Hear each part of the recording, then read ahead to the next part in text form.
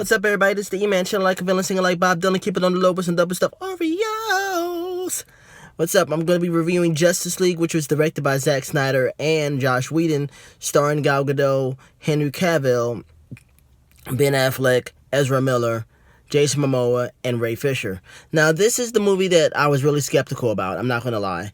And I had very, very low expectations going into this movie.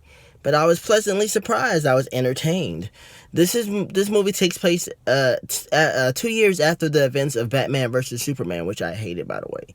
But anyway, and so basically, Superman is dead, and the world is kind of mourning his loss, which is kind of strange to me because they really hated him in Batman versus Superman. But anyway, so now the movie revolves around these three mother boxes of power. One is protected by the Atlanteans, one is protected by the Amazons on Themyscira, and the other one's protected by the humans. And if put together, they can cause a bunch of chaos in the universe or in the world on Earth.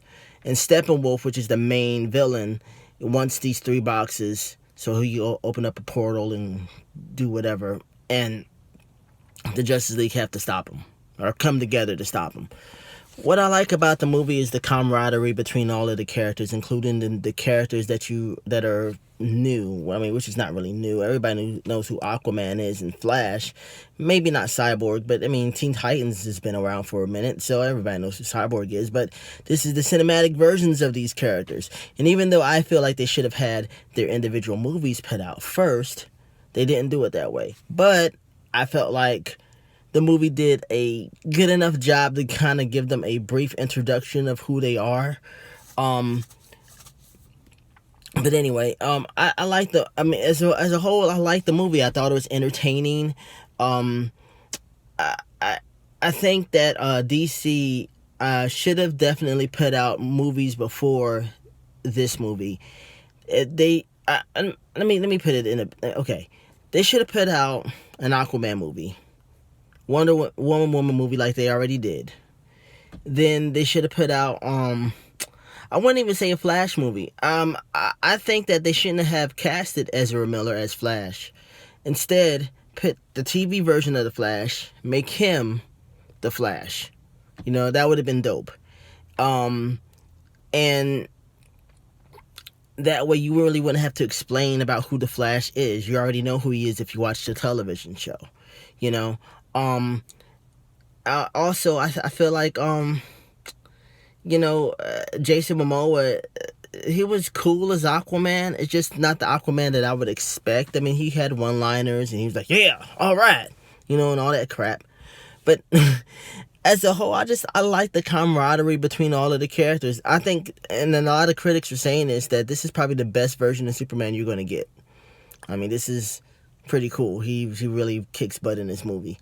And so that's all I can really say. I mean, like, DC is obviously trying to play catch up to Marvel, but you really can't do that because Marvel took a risk creating the Marvel Cinematic Universe, and it worked. And it's been going on 10 years strong. So when you have a major event movie like, let's say, Avengers, you know exactly who these people are. You know exactly who the villain is, which is very important, which I feel is why Age of Ultron, in my opinion, sucked, because you didn't know who Ultron was until that movie came out.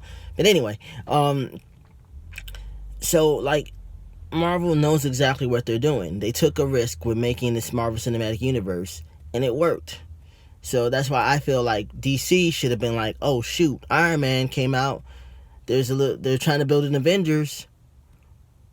Let's go ahead and start doing stuff now. You know what I mean? At least 2 years later, they could have got the jump on it. You know what I mean? So, unfortunately, Justice League has only made $96 million at the box office, which nowadays is not that great. Especially this is a major event movie.